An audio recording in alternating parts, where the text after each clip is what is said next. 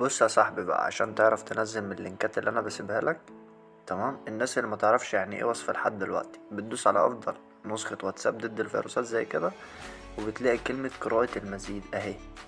تمام، اللي عليها ايقونة التصوير دي هتدوس عليها. تنزل تحت هتلاقيني سايب لك كلمة لينك النسخة حزمة اف ام، هو اللي باللينك اللي بالازرق. تمام، انا غيرته عشان النسخة نزل لها تحديث. هنا كمان حطيتهولك انا في اول كومنت ومثبته، مجرد ما انت هتدوس كده عليه. تمام، هيحولك على طول لجوجل كروم. لو ما حولكش على جوجل كروم هتدوس على الثلاث نقط دول، هتلاقي الفتح في جوجل كروم. هنا دخلنا على جوجل كروم، بدأ يعد معانا من 10 ثواني او 15 ثانية. هنصبر عليه لحد ما نخلص عد عشان نتخطى الروابط. هتدوس على كلمة نيكست اللي هي بالازرق، هينزلك تحت خالص، هتلاقي كلمة نيكست تانية اللي هي بالازرق دي. ثانية كده، هي دي. هتدوس عليها، تصبر عليه لحد ما يخلص معاك تحميل. انا النت ضعيف بس معايا شوية، ثانية كده.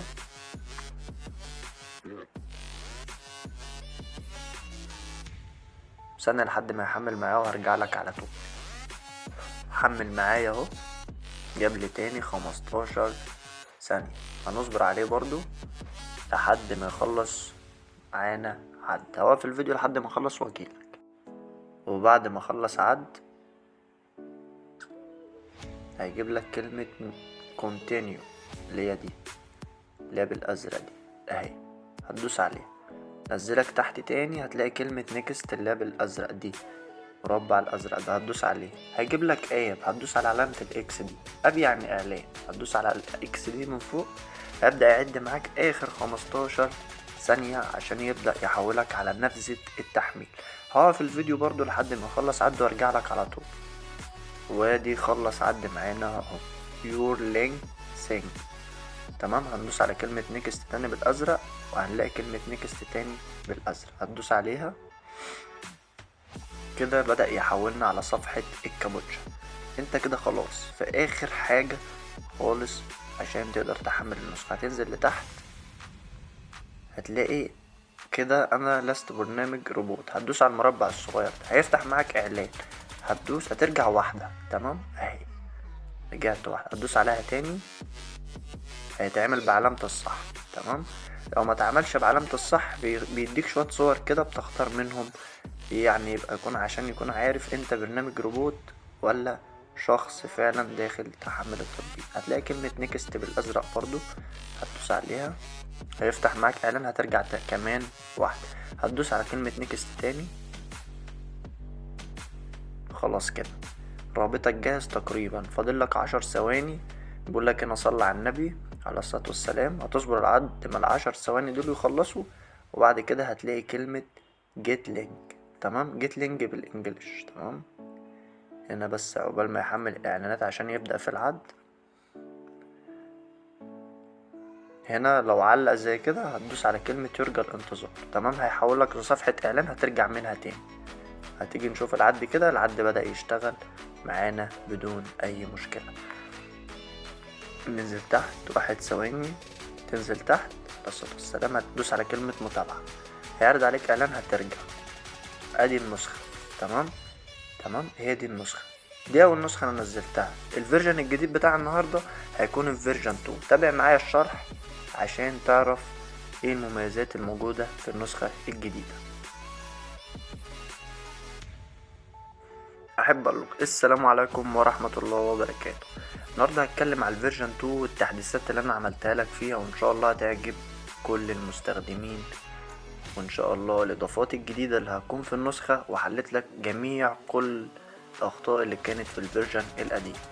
النهارده هنتكلم عن نسخة اف ام واتساب التحديث الجديد. اول حاجة ده، ثانية كده هقف بس الحاجات دي كلها عشان ايه نشرح مع بعض كده. ودي قناتي يا جدعان الجديدة، يعني قناتي دي الجديدة، القناة القديمة خلاص كده. تمام، اول ما هتفتح النسخة هتفتح معاك الوضع العادي. تمام، تعالى نعملها الوضع العادي اللي هو الوضع الفاتح. اول ما تفتح النسخة تظهر معاك بنفس الشكل ده كده. تمام، تمام. قبل اي حاجة هتقوم عاملها، انا مثلا بفضل الشرح على الوضع الدارك مود، اللي هو الوضع الليلي اللي هو القمر ده. هتدوس على القمر ده هتقلب معاك دارك مود اهو. هتدوس على كلمة تفعيل، هو بيقولك هنا المظهر داكن، هتدوس على كلمة تفعيل اللي هي دي اللي هي جاتلك تحت دي. مجرد ما انت هتدوس على كلمة تفعيل هتبدأ يتفاعل معاك الوضع الدارك مود، وهنا تفعل الوضع الدارك مود زي ما انت شايف. ودينا انا معرب لك النسخة. ولو دوست هنا كده برضو عشان الناس اللي بتقولي ايه المربع ده كده اللي في الجنب اللي فوق ده بيعرض لك شوية حاجات برضو، افكتات واكسترا بوتنس وتساقط التلج ولاست فيو والبروفكت والماي بروفايل والسيمز والسيتنجز والاب انوف. يعني ايه الكلام ده كله؟ اول حاجة كده عندك دي الاضافات. اول حاجة عندك هنا الزرار بتاع الفيروس، عندك اكسترا يعني زرار اضافية. عندك هنا 3D افكتات، حركة التأثير التناقل في الشاشة الرئيسية. عندك هنا تساقط التلج. عندك هنا لاست فيو، حركة الشتات والرسائل. والبروفكت دي الخصوصية. ومار بروفايل اللي هو البروفايل بتاعك يعني الاكونت بتاعك. السيمز هنا متجر السمات. السيتنجز الاعدادات. عندك هنا معلومات نحو التطبيق اب نوف. عندك هنا تساقط المية، تساقط القلوب. عندك هنا الفلاورز الريشة الزرقاء. عندك هنا ستارز نجوم اللمعة. عندك هنا الورق الشجر. عندك هنا اضواء. عندك هنا الشكر. تمام، خلصنا الحاجات دي. تعالى بقى نخش على ايه؟ اضافات. هتدوس على الثلاث نقط كده، هتخش على اضافات والخصائص. اول حاجه عندك هنا تابع للحصول على اخر تحديث. لو دوست هيحولك لقناه اليوتيوب بتاعتي، يا ريت تشترك فيها وتفعل زر الجرس عشان يوصلك كل جديد وحصري من قناه افجر مطور او بكار العالمي. تعالى ايه نكمل بقيه مميزات النسخه. عندك هنا اضافات الخاصه. عندك هنا زرار الفيروس. عندك زراير عمل قاطع نت. تمام. وعندك هنا تحت ابتداء من اول فعل عشان ما تهنكش، عشان الشات ما يتقلش، من اول الزرار ده لحد اخر الزرار دي كلها زرار تاني. تمام. ما تستخدمهاش غير في حالة استخدام النسخة كفيروس. هتستلم او هترمي فيروس على حد تفعل الزرار، مش هتستلم ولا هترمي فيروس خلاص ما تفعلش اي زرار من الزراير دي. اضافات الخاصة عندك هنا بضغطة واحدة ارفع كل ادمن ونزلهم. ميزة سحب الجروبات اللي الكل عارف. عندك هنا تم اعادة توجيه عدة مرات، اللي هو لما بتبقى محدد رسالة وبترمي على حد فيروس ما بتخرجش من الشات، او بترمي على 5 ولا 2 التحديد اللي انت محدده ما بيروحش. عندك هنا جودة السرعة عالية. عندك هنا توثيق الارقام. انا هفعل توثيق الارقام. الزرار ده خطر. تمام. عدم استقبال اي رسالة، لو فعلته مش هتستلم اي رسالة او فيروس وكاتب لك عليه خطر، وعامل لك برضه عشان تكون واخد بالك. عندك هنا زيادة عدد مشاهدات الستوري. الزرار ده لو فعلته بيزود معاك عدد مشاهدات الستوري. مين بيرفعك ادمن ومين بينزلك من الادمن، وبيعرض لك الرقم اللي بيرفعك ادمن وبينزلك من الادمن. وده زرار عكس الرسائل. وده ده اخفاء الشات من جوه. تمام. وده ادمن وهمي واعادة التوجيه تلقائي. تذكر الواتس. اخفاء علامة الياهو اللي الناس كلها بتتضايق مني لما بعملها في الجروبات. بعمل علامة ياهو بقوم باعتها، بس بيبقى المنش الكل اللي في قلب الجروب. عندك هنا المزيد من الاعدادات. عندك هنا شكل الدردشة من الخارج، شكل الشتات من بره. انتوا اكيد شفتوا الشكل اللي انا لسه مرهولكوا. تعالوا اوريك الشكل رقم 1. دي علامات ايقونة السيرش. شوف انت عايز تعمل ايقونة السيرش شكلها ايه. ودي برضو شكل اضافة حساب. ورمز الليل والنهار اللي هو القمر ممكن تغيره تخليه اي حاجة زي ما انت عايز. عندك هنا رمز الطيارة برضو، اختار الشكل اللي انت عايزه. عندك هنا 4 اشكال للاعدادات. الشكل اللي انت شفته اللي بره ده. تمام. وهوريك الشكل التاني. عندك هنا ايقونة الكاميرا في الشاشة الرئيسية. عندك هنا ايقونة البحث. عندك هنا ايقونة ترجمة الرسالة في قلب الشات. الحاجات دي في قلب الشات مش قلب الشاشة الرئيسية. ايقونة الكاميرا دي بتكون في قلب الشات نفسه. ايقونة البحث برضو في قلب الشات. عندك الحاجات دي كلها بتكون في قلب الشات. وفيها حاجات برضو بتكون عندك هنا عرض المحادثة السريعة زي واتساب بلس الذهبي. عندك الموقع بتاعها توب رايت ليفت بره في الجنب فوق في الشمال. انت فاهمني ازاي؟ توب دي يعني في النص، رايت دي شمال، ليفت يمين. تمام. عندك هنا تشفير الريكورد، عندك هنا بقى مدة زيادة الريكورد، الثواني والحاجات دي، بتلاقي الريكوردات مخرفة كده.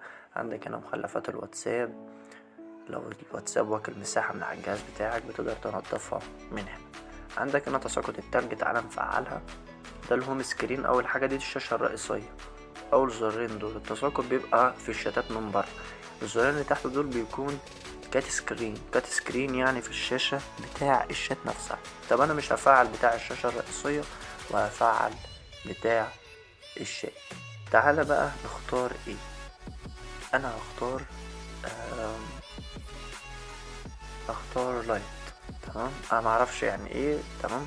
حركة التناقل الثري دي، حركة تناقل صفحات 3D، الشكل رقم 6 ده الشكل الثري دي. تمام. عندك حركة الشتات والرسايل، هتفعل الزرارين دول وتختار اللي انت عايز تختاره. انا مثلا هختار فاد. تمام. وهنا برضه هختار فاد، وهنا برضه هختار فاد. تمام. ولازم تفعل ده الايموجي. تعالى تاني كده، ده زرار الايموجي.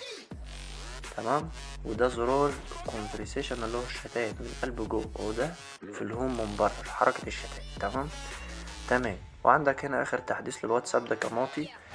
المدام هتفعل حركة 3D لازم تنزل هنا كده، هتخش على كلمة الشاشة الرئيسية وهتخش على البار العلوي وتلغي الزرار ده، فصل المحادثات الشخصية والجروبات. لازم تلغي الزرار ده عشان ما يقابلكش مشكلة في الحركة 3D. تعالى نرجع كده ونشوف ايه اللي احنا عملناه في الواتس.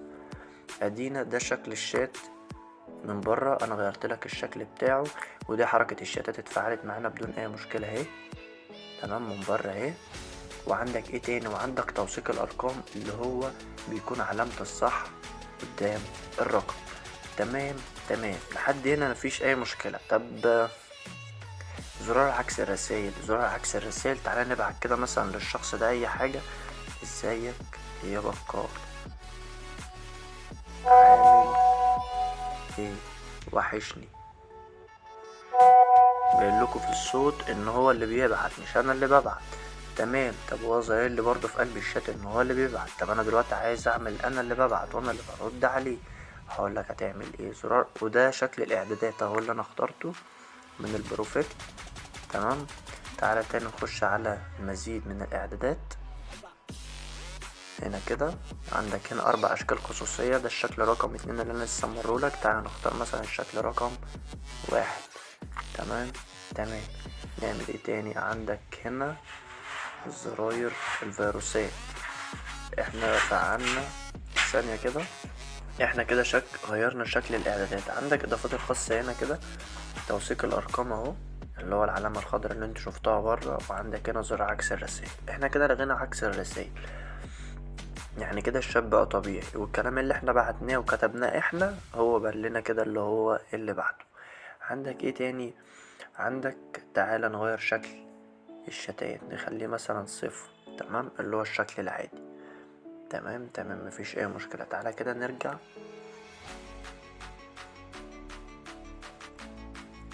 كل حاجة بقت تمام اهي. تعالى كده نخش كده على الشات بتاعه ابن المعاصلي، هو اللي بعت له اهو. الحمد لله. الكلام ده احنا اللي كنا كاتبينه، بلنا اللي هو اللي بعته، وفي نفس الوقت وفي نفس الساعة. ولو جيت ضغطت على الرسالة كده كمان ممكن تقدر تعدلها. ماي فادي شات كوبي، الكلام التفاعل عند الضغط مرتين والكلام ده كله. وكمان ان النسخة فيها استطلاع. تمام. لو دوست على علامة المشبك دي، لو دوست مثلا استطلاع الرأي، اطرح سؤالا، انزل، لا ما تنزلش، انزل يا برو. تمام. عندك هنا اضافة اهي لو انت عايز تضيف حاجة تاني. تمام. تعالى كده ننشر. بص بقى الميزة دي هتفيدك قوي لو انت عندك جروب. بص مشاهدة الاصوات اهي. تمام. دي هتفيدك جدا لو انت عندك جروب فيه متابعين ليك. طب ايه تاني يا بكار. هقولك ايه تاني. تعال نخش كده على اضافات تاني، وده شكل الخصوصية اهو اتغير معانا. عندك ايه تاني؟ عندك حماية الخصوصية. عندك لازما تفعل الزرار ده، اخفاء زر تحميل الحالات ده لا، العكس، اظهار زر تحميل الحالة. تمام، لازما تفعله عشان تقدر تسرق الستوري.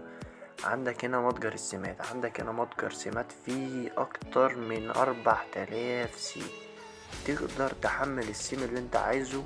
والبنات اللي بتحب تغير السمات وتغير في شكل النسخة، انا ضايفلك متجر سمات كامل تقدري تغيري فيه السيم اللي انت عايزاه والشكل اللي انت بتحبيه. لو مش عاوزة هتقومي عاملة اعادة الضبط للخيار الافتراضية للواتساب. تمام، عندك هنا الكل، عندك هنا الالوان، عندك هنا الستايل والشكل، عندك هنا اخفاء الوسائط من المعرض، عندك هنا النسخ الاحتياطي والاستعداد للناس اللي بتركب ملفات سرعة، ده لو لسه في فيروس.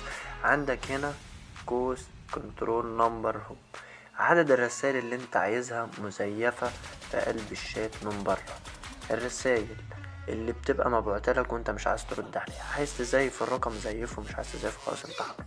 عندك هنا الشاشة الرئيسية، البار العلوي اللي احنا كنا داخلين عليه عشان لغينا الزرار ده عشان الحركة السري دي.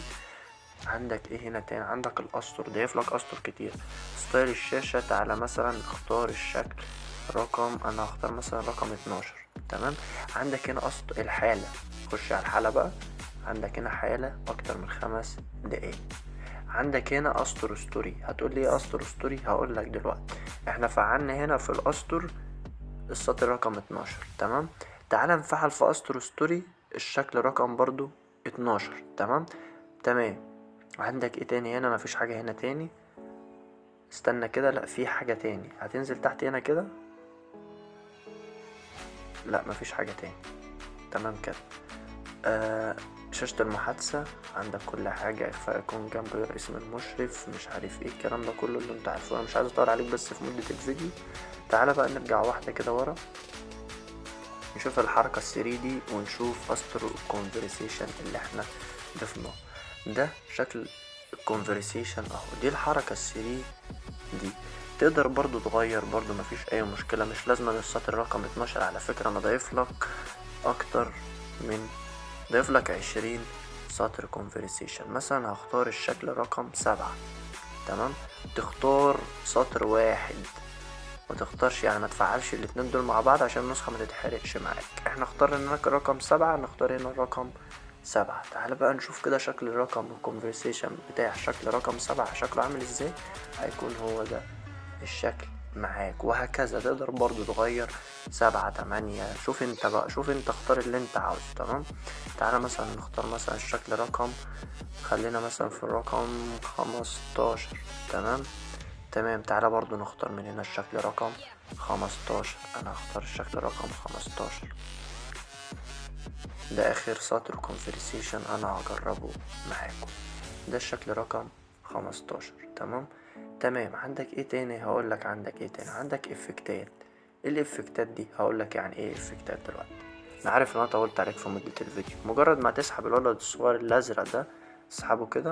تمام اهو، ثانية تدوس عليه او تسحبه. تمام، اول حاجة هنا تساقط القلوب، تساقط الزهور، تساقط ورق الشجر، تساقط الريشة الزرقاء، تساقط النجوم اللامعة، تساقط ورق الشجر الأخضر، ظهور عباد الشمس، تساقط المطر.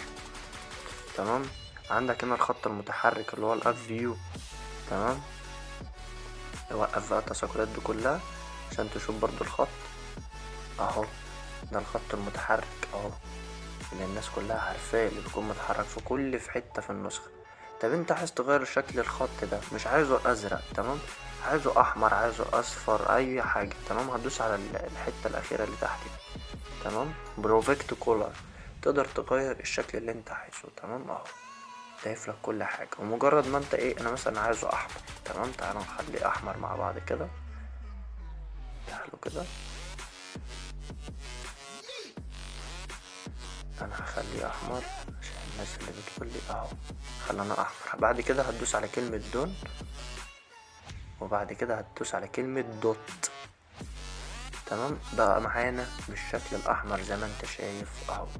تمام، تعال نكمل بقى بقية المميزات اللي في النسخة. اللي في الافكتات، ده الخط المتحرك. تمام، هنلغي اضواء الفرح، عندك هنا الساعة في الشات، عندك هنا الساعة اسفل الشات، عندك هنا سرعة النت، عندك هنا رسالة الشكر، عندك هنا رسالة التشويش، نصيحة مني ما تفعلهاش. عندك هنا اغاني، الخمس ساعات، الديسك رقم 1، الديسك رقم 2. شكل النسخة بص بقى عامل معاك ازاي، وتقدر تغير الساعة. لو دوست على الساعة اللي فوق دي تقدر تختار الشكل اللي انت عاوزه، مثلا هختار الشكل ده. تمام، بص شكل النسخة. تقدر برضو تشيل الساعة اللي موجودة تحت دي. تمام، الساعة اسفل الشات اهي. بص بقى شكل النسخة عامل ازاي. ده غير كمان عندك استر كونفرسيشن، عندك اضافات في النسخة لأول مرة انت ممكن تشوفها. هنعمل دي كمان. بص شكل النسخة بقى عامل ازاي، يعني حاجة خرافة خرافة بمعنى الكلمة. تمام، وكمان عندك هنا تعالى نلغي بس ايه الديسكو ده. بص بقى كمان الديسكو رقم 1 ده، انا بفضل الديسكو ده، اضواء الديسكو الاولانية دي حلوة. تمام، عندك ايه هنا تاني، عندك لو عندك سرعة النت. تمام، عندك هنا عارض لك سرعة النت فوق عشان تكون فاهم اهي. تمام اهي سرعة النت اهي معاك فوق في الدايرة اللي فوق اهي، تعد 9 و9 و35 والكلام ده كل ده شغال. تمام اهي. تمام، وجايب لك هنا جود مورنينج فوق نور اهي. وعندك هنا جايب لك التاريخ، جايب لك كمان التاريخ اهو. ثانية كده، ثانية بس امسح تاريخ اهو. تاريخ بص، تاريخ الخميس فبراير 23 فبراير، النهاردة الخميس. كده هكون خلاص شرح النهاردة يا شباب، وانتظرونا في كل تحديث جديد وحصري. واشكر الناس اللي فضلت لحد دلوقتي وسمعت الفيديو، واحب اقول لكم شكر لكم بجد على الدعم اللي انتوا قدمتوه له الفترة اللي فاتت، وان شاء الله مش هخيب ظنكم، هفضل انا رقم 1 بفضل دعمكم. واشوف وشكم بخير، والسلام عليكم ورحمة الله وبركاته.